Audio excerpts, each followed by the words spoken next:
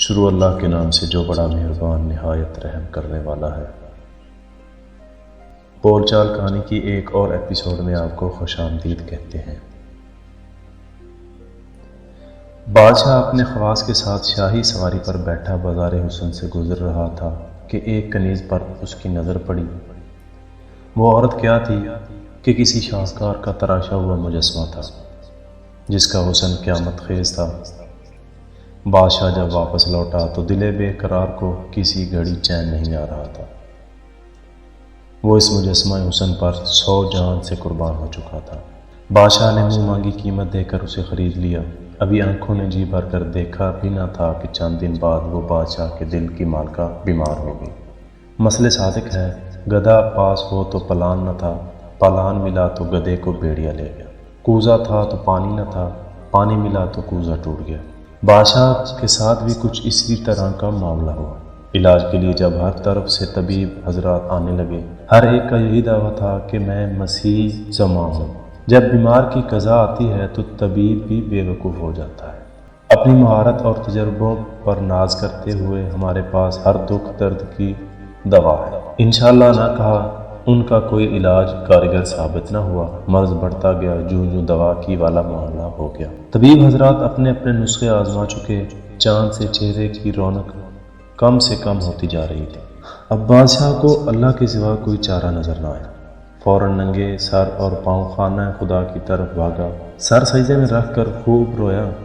سجدہ کا شاہ کے آنسوؤں سے تر ہو گیا۔ یا اللہ، تو دلوں کے بھید جانتا ہے، میں نے طبیبوں پر بھروسہ کرنے کی خطا کی، میرا قصور معاف فرما۔ میں کیا عرض کروں، تو ہمارے اسرار سے باخبر ہے۔ ہمارا حال اور ان طبیبوں کا عدم توکل اور ترک انشاءاللہ تیرے لطف عام کے سامنے کوئی اہمیت نہیں رکھتا۔ اے ہماری حاجتوں کی پناہ گاہ، میری محبوبہ کو شفا عطا فرما۔ جب بادشاہ نے دل ہی دل میں نالہ و فریاد کی، روتے روتے بادشاہ کو اونگ آ گئی اور قسمت جاگی۔ بشارت ملی کہ کل ایک مسافر تیرے پاس آئے گا، اس کے علاج سے کنیز کو شفا ہوگی۔ بادشاہ بڑی بے تابی کے ساتھ اس کی راہ تکنے لگا۔ ایک بزرگ صورت شخص دور سے چاند کی طرح ظاہر ہوا۔ جوں جوں نزدیک آتا گیا، سورج کی طرح اس کی روشنی پھیلتی گئی۔ بادشاہ نے آگے بڑھ کر اس کا استقبال کیا۔ کلام و کام سے فارغ ہو کر بادشاہ نے اس بزرگ طبیب کو محل کے اندر لے گیا۔ طبیب نے مریضہ کے چہرے کی رنگت اور نبض دیکھی، بیماری کی علامت اور اسباب کے متعلق غور کیا۔ سب کچھ دیکھ سن کر دل میں کہا، اسے صفراء سودا کے غلبہ کی وجہ سے مرض لاحق نہیں ہوا، بلکہ یہ مرض عشق ہے۔ یہ معلوم کر لینے کے بعد طبیب نے بادشاہ سے کہا، میں بیمار سے الگ گفتگو کرنا چاہوں۔ سب لوگوں کے چلے جانے کے بعد طبیب نے پوچھا، اے شاہ بیگم، تو یہ تو بتا، آپ کس علاقے کی رہنے والی ہیں؟ یہ اس لیے کہ ہر علاقے کا طریقہ علاج مختلف ہوتا ہے۔ آپ اس شہر سے کس طرح جدا ہوئی؟ یہ کہہ کر مریضہ کی نبض پر ہاتھ رکھ دیا۔ کسی کے پاؤں میں کانٹا چبھ جائے تو اسے نکالنے کے لیے کتنی کاوش کرنا پڑتی ہے۔ پاؤں زانوں پر رکھ کر سوئی کے سرے سے کانٹے کا سر معلوم کرتے ہیں۔ جب نہ ملے تو اسے لب سے ترک کرتے ہیں۔ جب پاؤں کا کانٹا ایسا دشوار یاب ہے تو دل کا کانٹا معلوم کرنا کیوں کر مشکل نہ ہو۔ کنیز نے اپنی داستان غم بیان کرنا شروع کر دی۔ پہلے اپنی سہیلیوں اور رشتہ داروں کے متعلق بتایا، اور ان کے ذکر سے نہ اس کا رنگ بدلا، نہ نبض میں تغیر واقع ہوا۔ اسی طرح وہ ہر شہر اور ہر گھر کا ذکر کرتی رہی۔ جہاں جہاں اس نے اپنی زندگی گزاری، اس کے بارے میں اس نے بتا دیا۔ جب کنیز نے سمرقند میں آنے کے متعلق ذکر شروع کیا، سمرقند کا نام لیتے ہی اس کے دل سے آہ نکلی اور آنکھوں سے آنسو جاری ہو گئے۔ آنکھوں کی اس رم جم میں کہنے لگی، مجھے وہاں ایک خواجہ زرگر نے خرید لیا۔ اس بیان سے اس کی نبض دل کی تڑپ کا پتہ دینے لگی اور منہ کی زردی درد فراق کا اظہار کرنے لگی۔ شیخ کامل نے دکھتی ہوئی رگ پر ہاتھ رکھ لیا اور کنیز سے یہ راز معلوم کر لیا کہ وہ سمرقند کے اس خواجہ زرگر پر عاشق ہے۔ طبیب نے کنیز کو تسلی دی کہ اطمینان رکھیے، تم جلد تندرست ہو جاؤ گی۔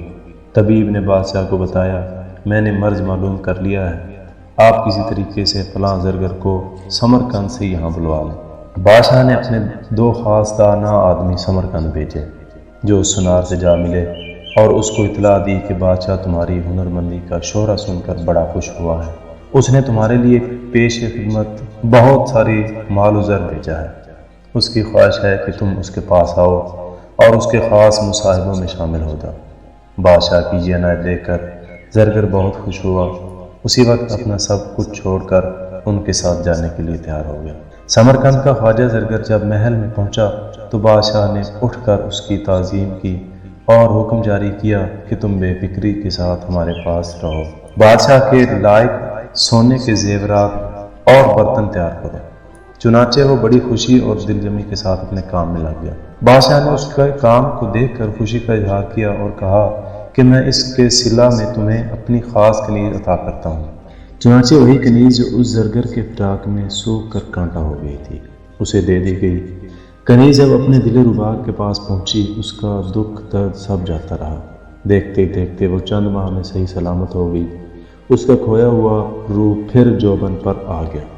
اب طبیب کامل نے ایسا شربت تیار کیا جسے زرگر نے نوش کیا اور وہ پانی میں نمک کی ڈلی کی مانند گھلنے لگا۔